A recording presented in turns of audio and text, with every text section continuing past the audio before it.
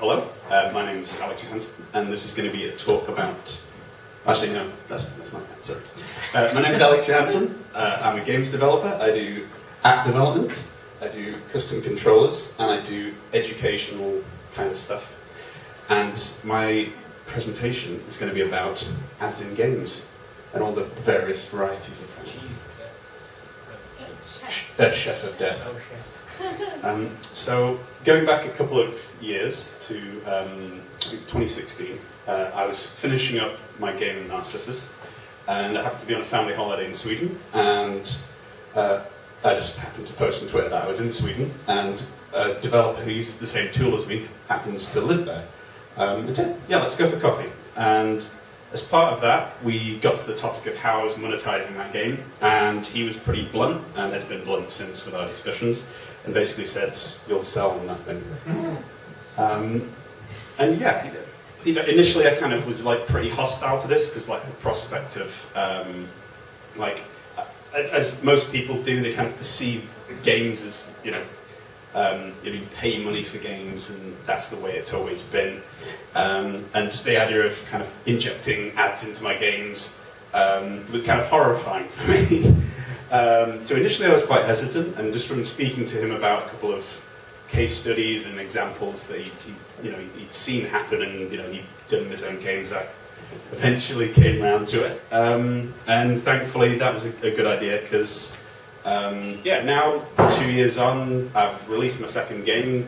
Thankfully I didn't go premium. I officially recently hit my 1 millionth download, so that's good. So that was very good, and I can live in Cambridge, so evidently something must have gone right. But oh wait, this slide is out of order. But this kind of got me thinking, like, why don't more indies kind of go down this route? And as well, this is kind of reflected in kind of the top ranking indies on kind of the various platforms. So this is kind of Google and iOS. They're kind of like top lists of indies. So like less than half are kind of advertised as ones with ads. With iOS. I think it's only 3 out of 20 games advertised in their top indie list that like have ads in them. So kind of the question is like, why do indies hate ads so much? So yeah, there's a couple of reasons. It kind of goes against our kind of traditional way of how games are meant to be bought and sold. You pay your money, you get your game. There's the exit point. So when you're playing the game, you're engaged, you're in flow, and then when you view an ad, it's potentially something that jars you out of it and kind of makes it hard to keep people engaged with your game. And then on the consumer side, it's also kind of jarring and irritating. And then, of course, there's the factor that there's been a lot of like rubbish practices in the industry where people have just loaded and loaded and loaded their games with advertisements to the point that, it's just created like a tremendous stigma around advertisements in games. And then the other one as well is people taking games that shouldn't have advertisements in, or implementing poorly advertisements in those games. And the side effect of this is that the consumer can feel resentful and think like, why do people put ads in games? It shouldn't be there. But in reality, when you look at every other medium, with a couple of exceptions, if you look at television, there's advertisements on the TV. If you look at films, you've got advertisements at the start of films. You've got ads, and then ads. On the internet you've got ads for ads. If you go to watch a trailer online, you watch an advertisement before you can watch that advertisement. It's kind of crazy. And then you've got kind of the more extreme examples of like websites which have adverts bursting from the seams. So some examples of ads being good and poorly implemented, but it's kind of a normal thing for us in every other kind of medium. And then when you look at other examples of kind of what we perceived as normal for games in the past, something like the coin-op, your arcade cabinets would be kind of unrecognizable to how we consume mobile games now. You know, the idea that if you monetized your mobile game now, that every 3 times you died, you had to pay 25 pence or, you know, a quid, you know, you'd not make any money. Yeah, and then you go to the other end of that where you've got, you know, Gabe and, you know, the Steam platform where, you know, no one really pays full price for games now, and that kind of practice of conditioning the, you know, your users to only buy games when there's a sale, that's another example of how games aren't purchased in the way that they used to be. So kind of my question is like, why does it necessarily need to stay, you know, be any different for ads? So here's a couple of reasons from the developer side of why ads are good. So the first one is if, you know, in the very lucky situation, you get a feature. One thing I've kind of noticed from talking to other developers is that when your feature ends, you get usually like a week, you know, on the front page.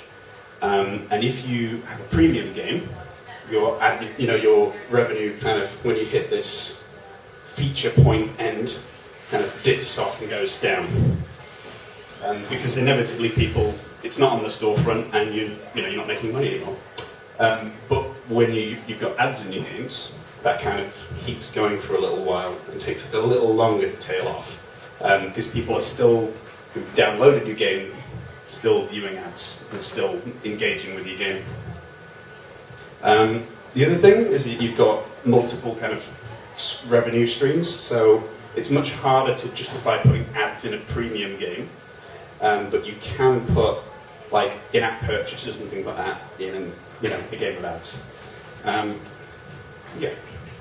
The other thing is as well is people are more willing to interact with it and you get more downloads. So if you kind of look at these two diagrams here, if you look at the two diagrams, you've got, you know, again with ads in, where you've got your little character at the start that can interact with like a section of the game before they view an advertisement, versus again with a price tag where they get stopped right at the beginning. And then the other thing is piracy. If your game is free, there's no point stealing it because it's already free. So that kind of prevents you from losing revenue that way. And if people pirate it, it's just spreading the game further. And why would you pirate a free game? And then kind of, even though sometimes when you look at things like comments and reviews, it kind of feels like you're getting a lot of hate for people complaining like, oh, there's too many ads in your game, horrible comments under the sun. It's all bad, Missy. Yeah, it's still like a minority when you look against like how many people are engaging with the game and enjoying it. So it kind of feels like more personal and that it's less well received. Actually, when you look at the grand scheme of things, it's actually it's a fair trade. So this isn't kind of without accounting the problems that come with kind of advertisements and the issues of ads in games. So these are kind of like a couple of ideas I've had and kind of inspirations from other games that I would suggest from my own experience where we can kind of go from here to kind of improve the situation. So the obvious one is like being responsible with kind of putting ads in games. So rather than just having like an ad after every single death, spacing them out, even using some like metrics in your game. So it's kind of like a balancing act. So if you have a really difficult section at the start of your game, where the player is repeatedly dying at the start, that's, from a commercial perspective, that's the perfect point to hit people and keep, hitting them with ads. But at the same time, you might lose that user because you're kind of hitting them too much with ads at the beginning. So you've got to kind of figure out, is it worth kind of giving them a bit more wiggle room? Yep. Give them a bit more wiggle room and kind of push that repeated, is it worth pushing that threshold a little bit further along the ads trigger to keep that user interested? So, rather than just using like blanket, add every X amount, try and be a bit more nuanced with placing ads in your games. A big one for me that made a huge difference is giving people the choice to get rid of advertisements, because some people, I've had people like writing reviews like, you could have had like 3 of my hard-earned pounds, like why did you put ads in your game? It's like you can still buy the game, like just pay the money to turn off ads. And some people do that. I mean, compared to but the key thing with that is don't hide them. With my first game, Narcissus, I put the disabling ads button like hidden in the settings, and I had loads of reviews of people like whinging at me, saying like, we can't turn off the ads. So in Corporate Salmon, I put a notification that popped up after every second advertisement and said, hey, if you want, you can turn off the ads by making this purchase. And like the difference between doing that versus what I had with Narcissus was, I think it was 124 removals of ads for Narcissus versus 2,400 for Corporate Salmon. So it makes a really big difference putting that information up front so people can make the choice with like the kind of as little resistance as possible. This is a big one. A lot of consumers don't understand how many people it takes to make games. A lot of consumers kind of perceive all game developers as like multinational corporations and big organizations, rather than people kind of gargoyled over their laptops or whatever. So kind of humanizing yourself and kind of saying like, hey, I need to put ads in my games to make money. If you want to support me, you can purchase the in-app purchases. You can purchase the in-app purchases and disable those ads. Once again, if you look at the difference of reviews between Corporate Salmon and Narcissus, Narcissus has loads and loads of complaints about ads. Corporate Salmon has no complaints about ads, with like very little, because I've made it clear from the offset that you can make the choice, and if you're not happy with it, just pay to remove it. And then there's kind of stuff mechanically you can build in your games as well, which I think and some are experimental, and then some are kind of like just kind of like little ways to kind of improve the user experience. Stuff like we were talking about earlier, how you had your exit loop, so people would kind of drop out of the game when they weren't having a good experience and seeing too many ads. How many of you have kind of come into contact with like coffee cards that had like little stamps on before? Yeah. So like you get like 6 coffees and you get your 7th free or whatever. So having something like this in your game, so after a certain number of advertisements you get like a gift or some kind of free life or something like that, just to kind of give you some kind of incentive to keep playing and take that edge off having to see an advertisement, which I can admit is not exactly a fun experience. Another one that the game Leap Day implemented, which was quite good, was having things like reward ads for checkpoints in the game. So have the option for you to either collect objects in the game to kind of secure a checkpoint, or watch an advert. And like reward ads are worth more than what normal ads would be. And there's other things you can do it for. So you can do it for in-game currency, stuff like that. But it's just a way of, if you're not comfortable with kind of pushing the ads mid-game, having it at the end of the game when they've lost is a perfect place to kind of not interrupt that flow, but still kind of create opportunities for people to kind of watch adverts. And once again, like, it's still a mess, like ads at the moment. Like, there's still a lot of exploitative companies out there who are essentially ruining what is a way that I've managed to keep making games and reach literally million of people. What my kind of hope is that if more kind of independent devs kind of engage with this and kind of apply the same level of innovation that they do. Sorry, let me just move forward one. Kind of apply the same levels of innovation they use for, kind of developing mechanics and coming up with narrative. If they applied that creativity to how we monetize our games, we could actually set an example to these companies that are essentially exploiting customers. And yeah, try and kind of peel back the stigma that is formed around this as a method of monetization. Another thing as well that I've kind of experienced from talking to a lot of developers is that a lot of people kind of don't think about monetizing their games till like the last kind of minute. That's like one of the last things that people think about doing. And yeah, like just the idea of one of the things that's quite nice with ads is that you have to think about that earlier on. And yeah, it just means that you can kind of craft more of as I said, like a more of an experience that is less manipulative. Yeah, so as I said, I just hope that through indies actually engaging with this, we could essentially create set examples for companies that are kind of doing nastier stuff. So yeah, other than that, I have no idea how quickly I've got through that. Have you got a timer or something? Or? No, I haven't been timing it, but I don't think it was that quickly. Okay. So, good information. Okay. Thank you.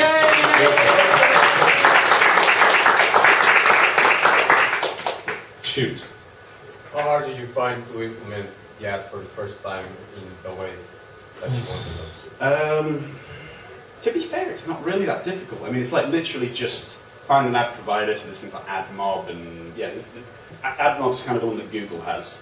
And all it is you go to the website, you choose what platform you want to kind of have your advertisement on, so like iOS, Android, and then it gives you like a code that in your app, you reference that code when you're kind of initializing. You're starting up your game.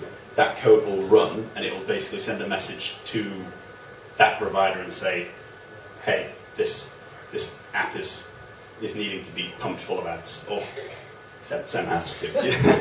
Undercut my whole message there, but yeah, you know what I mean. So yeah, it's reasonably easy to implement. And yeah, there's other stuff you can do as well as it's like in-app purchases. So that's just a matter of toggling off, the command that says run ad. One important thing to do is there's usually the ad process of running an ad in the game is broken up into two states. So you have load ad and then you have show ad. Make sure you turn off both, because otherwise what will happen is that the end provider will keep pumping your game full of ads, not showing them. I nearly shipped Narcissus, my first game, where if you paid to remove the ads in the game, it would break the whole game. So watch out for that one. Yeah. Any other questions? Yeah. I've got two questions actually. Yeah. One regarding ads. All this time we've been just talking about full screen ads. What about banners and that kind of stuff? So I haven't ventured into into banner ads yet, just because I would rather have one kind of interruption at the end of the experience of play, rather than a constant interruption. Also, it's what's it called? Kind of screen real estate, where it's basically it's screen space that you might need for buttons or or interface space that. There are ways of kind of getting banner ads in. So one method I've heard, and then other kind of developers do, which is quite sneaky, is rather than putting them in the gameplay experience, when you pause the game, banner ads appear, and that way it's not intruding on the player's experience. It's just kind of generating money when they're not needing to be focused on the game. Yeah. That was the second question. Yeah. The second question is performance. You were talking about loading an ad and actually playing it. I've been actually researching some of the ads for one of the last projects I had last summer, and however well and simply you do your game, in general the answer to if you've got ads in your game, it's going to kill your performance or connection values or FPS or whatever. I've actually played a lot of games that had very good response times for touch controls and stuff on mobile. Yeah. And then it took it like a 5-second complete game freeze when it was loading an ad, and then you had That's how- interesting. How did you have that experience, or was there any like loading an ad sooner than it appears stuff, tricks like that? So this is the kind of stuff about being like clever with where and how you choose to load your ads. So the way that I load ads when I'm kind of building my games is I essentially have just like a tally. So like 1 to 5, and like on the first kind of thing of that tally, when the player dies, I will load the ad. And so in that period of time where it's on the game over screen, basically inactive gameplay time where you're not needing to worry about the frame rate, a lot of things on the screen have stopped moving. That's essentially when I load the ads, and then that's also allowing kind of a decent wedge of time before the ad is triggered, essentially.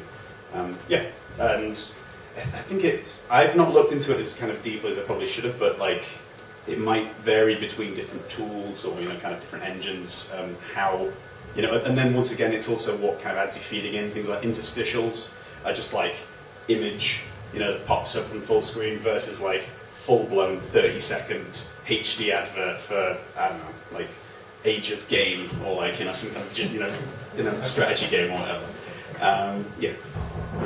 So hopefully that answers it. Cool. Yeah. John? Yes.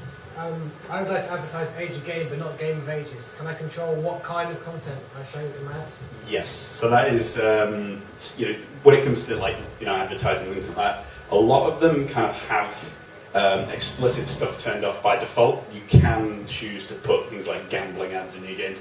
I personally don't like having that stuff in. I don't know whether there's I would assume there is a correlation between having those ads in and the higher returns, but it's just something I'm not interested in doing. But yeah, you can kind of refine it however you want. Something interesting recently is all of those irritating emails you've been receiving through from all of your email spammers and emails you subscribe to, the GDPR thing.